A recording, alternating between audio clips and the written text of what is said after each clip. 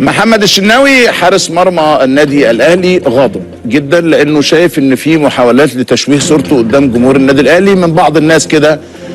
يعني بقول لك عايزين يحملوني النتائج اللي مش كويسه للفرقه، انه لما بغلط بيطلعوا الغلط يعني كانه انا اخطات، يعني خلصت على النادي.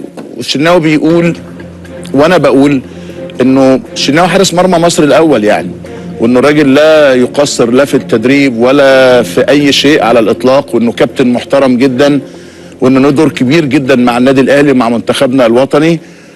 هو المصدر المقرب من الشناوي يعني بيقول انه واضح ان في محاولات كتيره شغاله ضدي، وبدات بعد مباراه الهلال السوداني انها تزيد جدا جدا عشان يسوقوا لي. هم مش عارفين الكواليس شكلها ايه، الحاجات اللي احاطت بالمباراه شكلها ايه. وانا بقول للشناوي لا تقلق، انت تتمتع بثقه جماهير النادي الاهلي، وان الجمهور عادي يغضب ويزعل ويفرح، وكل ده عادي يا شناوي، ولا يقلل ابدا من قيمتك وقدرك. ركز يا شناوي في الملعب، ما تركزش في التصريحات. طول ما انت كويس الجمهور هيسقف لك، وحش الجمهور هينتقد. الجمهور مرايه لادائك، ركز في الملعب مش في الاعلام. وفي نفس الوقت برضو انا عايز يعني لازم انوه على حاجه معينه. اما رئيس نادي الزمالك وقناه الزمالك تقعد تقول ان الاهلي هو اللي طلب ان ما يبقاش فيه جماهير، وان الاهلي هو اللي كذا، ويحرضوا جماهير السودان على النادي الاهلي، انا بعتبر ان ده الحقيقه تصرف غير مسؤول من الناس. وزي ما قلت كده هنشتكي ربنا بقى، احن علينا من الكل.